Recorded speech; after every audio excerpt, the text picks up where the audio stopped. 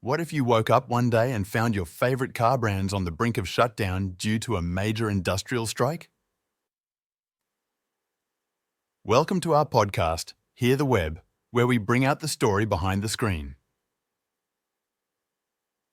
I'm Tom, and here's my co-host, Lily. Hello, everyone. That's right. Today we're delving into the simmering tensions between the United Auto Workers, UAW, and the Detroit three automakers, General Motors, Ford, and Chrysler parent Stellantis.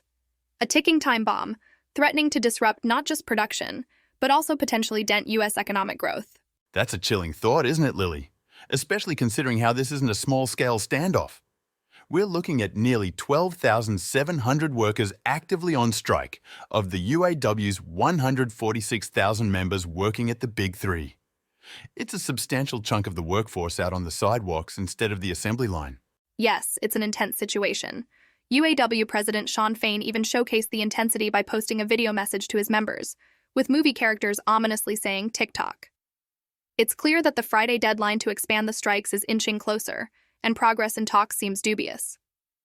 But it's not just about what's happening inside the union halls or on the assembly lines. What's fascinating is that a Reuters Ipsos poll shows significant support from Americans in favor of these striking auto workers. It's a stirring example of solidarity that's echoing through this crisis. Right you are, Tom, and the ripples of this strike are starting to touch more people. Stellantis joined GM and Ford in furloughing employees at other factories due to consequences of the strikes. Parts shortages, storage constraints, and other issues began to arise. It almost feels like a domino effect, doesn't it? Exactly, but here's a nuance we should explore.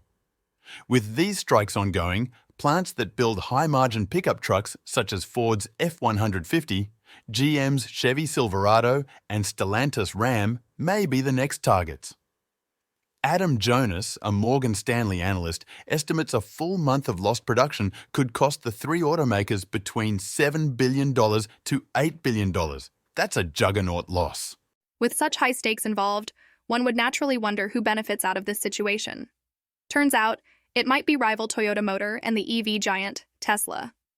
According to S&P, Toyota, who has no unions at its U.S. factories, and Tesla, who holds a labor cost structure advantage, could emerge as beneficiaries in this crisis. Interesting. The perennial underdogs could actually turn out to be victors in this industrial showdown. Absolutely, Tom. As for the crux of the issue, wages. UAW workers want an end to a tiered wage structure that they claim has created a considerable gap between newer and older employees. GM President Mark Roos refutes their claim of the profits fueling corporate greed, stating that the funds have been reinvested in electric vehicles and gasoline-powered cars. Clear to say, it's a tug-of-war that's far from resolution. And there we have it, folks. A vital converging point of industry, workforce, and economy. Our own auto sector in a state of dynamic turmoil, and who really wins or loses remains to be seen. Here's to hoping for a sustainable resolution that benefits all parties involved. Well said, Tom. Thank you for joining us today on Hear the Web. Until the next buzz, stay curious, stay informed.